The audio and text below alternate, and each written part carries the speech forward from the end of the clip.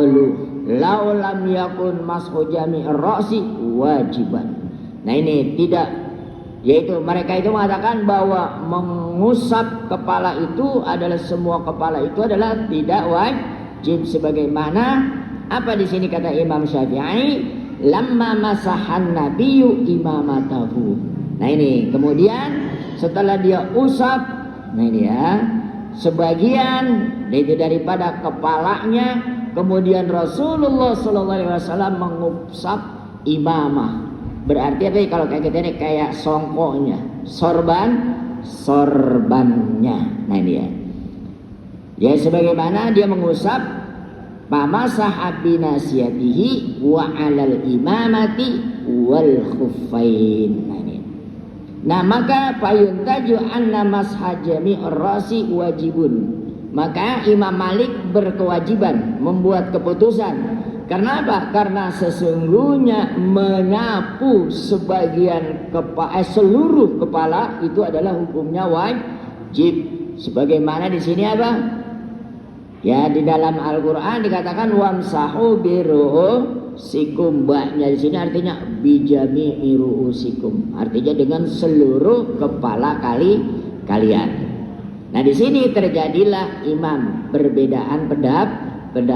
Ya kenapa? Kalau Imam Syafi'i cukup sebagian aja. Ya atau rambutnya saja. Kalau rambutnya panjang ya cukup ujungnya rambutnya aja apa itu? Diusap, enggak perlu dibuka. Ya ini rambut kita gondrong, atau kalau perempuan rambutnya panjang, berarti yang itu? Masahah itu hanya cukup sebagian. Beda dengan Imam Malik. Kalau Imam Malik harus diusap semua, dibuka konde-kondenya bila perlu diurai. Nah sedangkan Imam Syafi'i tidak. Nah ini wal khuffaini, dan juga Rasulullah SAW adalah mengusap kedua sepatunya.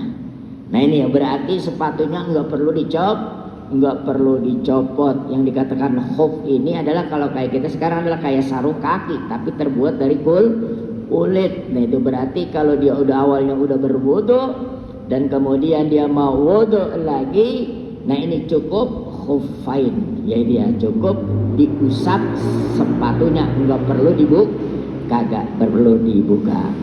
Makanya wamsahu bi ru'usikum wa arjulakum. Ada yang bawa katakan wa arjulikum. Gitu ya. Nah, kenapa? Karena wawunya ini adalah diatopkan kepada apa? Bi ru'usikum.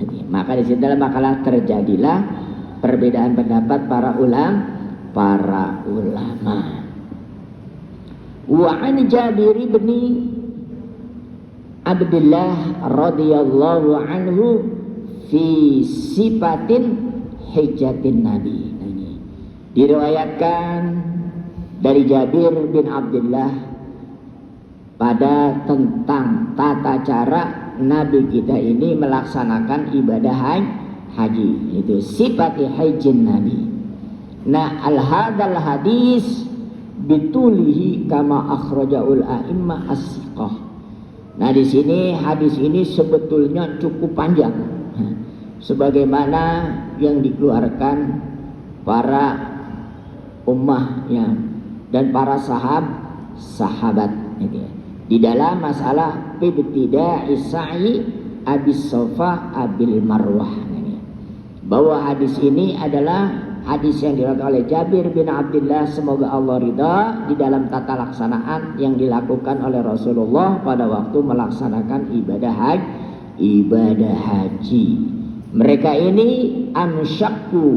Dari mana ini kita mulainya? Yaitu di awal-awal Nabi kita ini melaksanakan dalam ibadah haji. Para sahabat nggak tahu apa yang dimulain itu. Dari mana dimulainya itu? Pada waktu pelaksanaan ibadah sa'i, apa dimulai dari sofa atau dimulai dari marwah? Makanya faqala Rasulullah sallallahu alaihi wasallam. Maka ketika itu Rasulullah sallallahu alaihi wasallam mengatakan ibda'u bima bada Allah.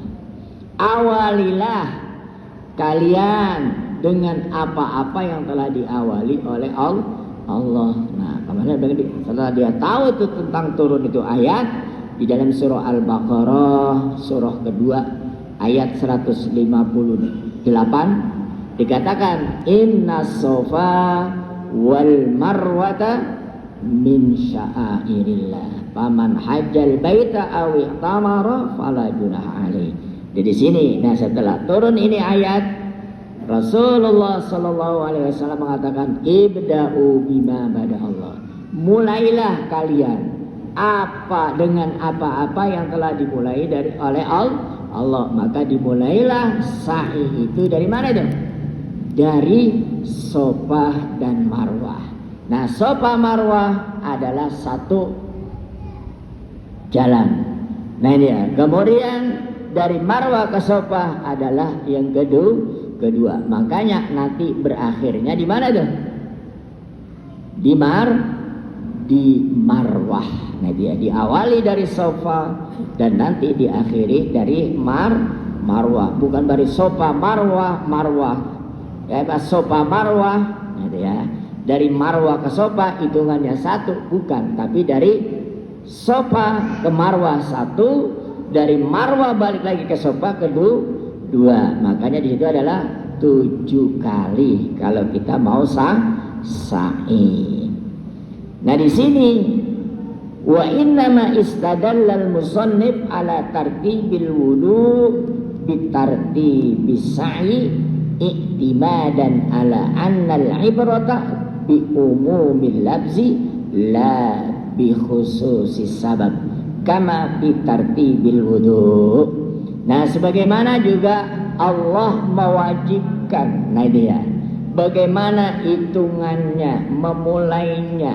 Nah ini makanya hukumnya tartib itu adalah hukumnya wajib, sebagaimana juga tartib di dalam apa? Berwudu, sebagaimana Allah katakan idza kuntum ila shalah. Nah ini apabila kalian mau mendirikan salat fagsilu. Nah disuruh apa itu? Suruh basuh. Pertama suruh basuh apa tuh? Wujuhakum. Nah kemudian suruh basuh kedua tangan kalian. Kemudian suruh usap, yaitu ke bagian pala kalian. Dan disuruh basuh adalah kedua kaki kalian. Nah di sini Allah dengan secara tertib, dengan secara berurutan, tidak dibalik. Kaki dulu, baru tangan, baru muka. Nah dia, itu adalah apa? Wudunya tidak sah. Nah makanya tertib itu adalah termasuk daripada rukun, daripada wajib. Nah dia wajib dalam istilah fikih itu apa? Kalau kita mau berwudu harus tertib. Nah dia harus berurut. Nah dia harus berurutan. Enggak boleh tidak berurutan, sebagaimana Allah telah berfirman di dalam surah Al-Maidah. Nah bagaimana nih? Nah pamin hadza tartib, jika seandainya dia tidak tertib lam yasihhu, maka wudunya tidak sah. Menurut siapa? Wa qala Syafi'i. Nah wa ba'dur riwayah an Ahmad. Nah itu adalah menurut Imam Syafi'i dan sebagian riwayat daripada Imam Ahmad. Nah sebagaimana di sini daripada Imam Ahmad anna tartib ghaira wajib. Jadi mengatakan, nah ini sesungguhnya tertib itu adalah hukumnya tidak wajib menurut Imam Ahmad wa huwa madhab Malik wa ashab ras. Nah begitupun juga di sini menurut Imam Malik, mau tertib mau enggak itu berurutan atau tidak, berarti wudunya itu adalah sah menurut Imam Malik. Nah kemudian, nah sedangkan menurut sebagian daripada Imam Ahmad, nah di sini ya, dan juga Wan-Nakhai wal Auza'i, bagaimana kalau kita wudu lupa, habis muka langsung kita ke kaki, nah dia, yaitu dia lupa, baru tangan. Nah ini kata Imam Auza'i, paman nasiya masaha ra'sa. Nah kemudian orang tersebut itu telah sebagian dia lupa mengusap kepalanya, dan juga dia lupa mengusap daripada sebagian jenggotnya. Berarti apa itu? Walam